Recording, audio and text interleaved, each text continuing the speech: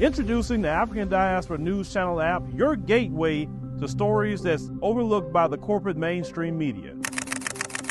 And we serve as the voice to the Chubal Black community. Again, we got Dr. Candace Matthews. A lot of these documents, looking at. We are committed to informing and educating through the power of media. This country is supposed to be about the land of the free for all. It has not been free for Black people, and we are tired. With our platform, we're helping to end injustice by exposing it. Join us in standing for excellence in journalism and serving our community. Download the African Diaspora News app today. Hello everyone, my name is Naledi Mfoloe and it is my absolute pleasure to welcome you to the latest edition of the African Diaspora News channel, where we unravel the stories that shape our world and our communities. Today we dive deep into the currents of information, from the pulse of politics to the heartbeat of entertainment. We've got it all covered, so please stay tuned for a news experience like no other.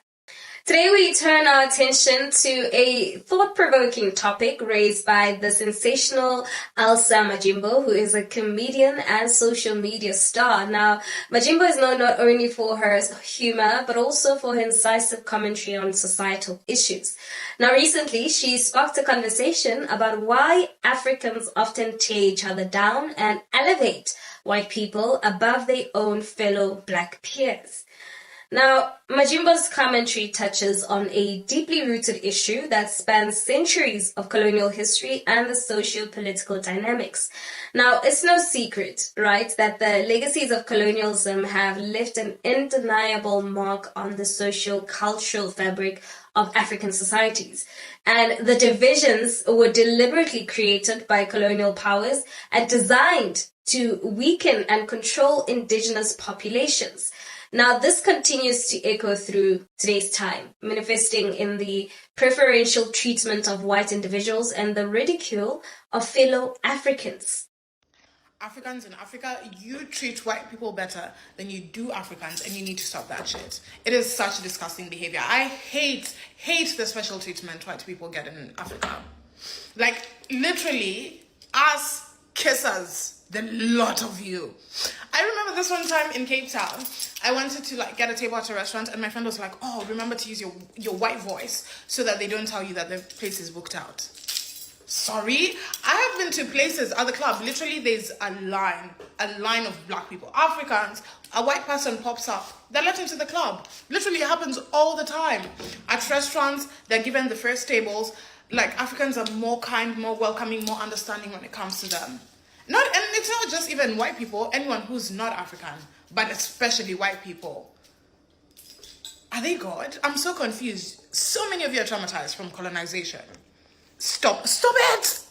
Now, if we're being honest, these attitudes are a byproduct of what psychologists term as internalized racism. Now, it's a scenario where the oppressed observe and absorb and then perpetuate the narratives and bias imposed by the oppressor.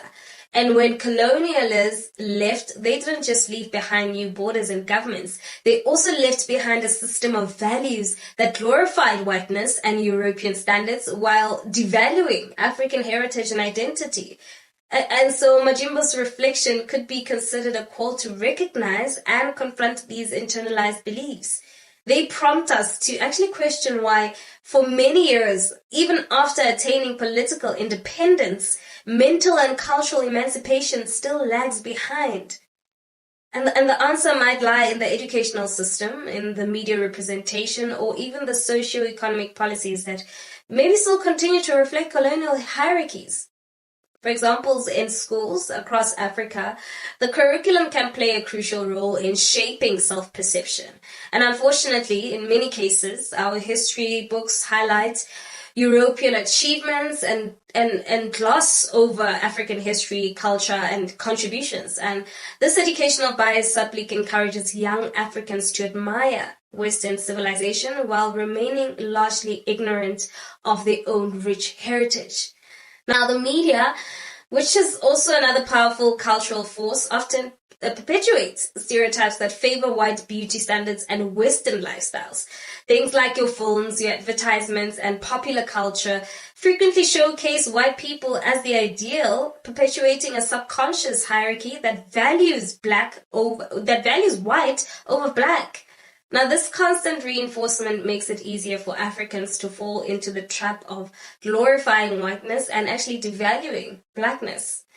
And reflecting on Majimbo's observation, I think it becomes clear that rectifying these deep-seated issues requires a multifaceted approach. First and foremost, education systems across the continent need a comprehensive overhaul.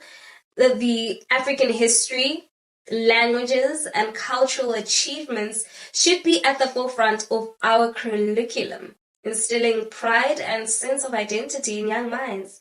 And also, I think celebrating heroes of African descent and their contributions is essential in rewriting the narrative and promoting self-worth. And in addition to systemic changes, the role of individual action cannot be overlooked. It begins with the self-awareness and a commitment to fostering unity and support within African communities.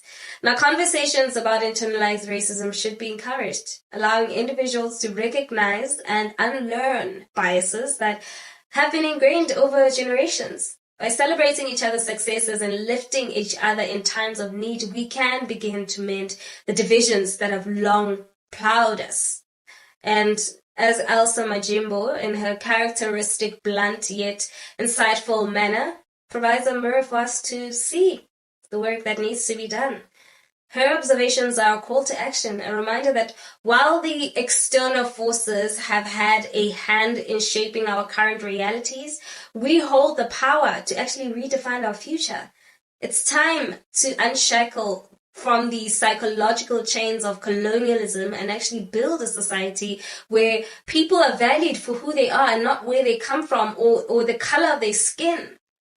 And so, as Majimbo's commentary serves as a crucial reminder of the importance of identity, unity, and self-worth, I think it challenges Africans to confront the uncomfortable truths of internalized racism and actually take active steps towards cultivating an environment of mutual respect and admiration. Now, in her words, let us strive to be unapologetically African and Black. Let us create a culture where our rich heritage and diverse identities are celebrated, where we rise together, supporting and uplifting each other more than anything. Now, with that being said, we want to hear from you. What are your thoughts in regards to this? And while we're at it, please give this video a thumbs up. That's it from me. Till we meet again, it is goodbye.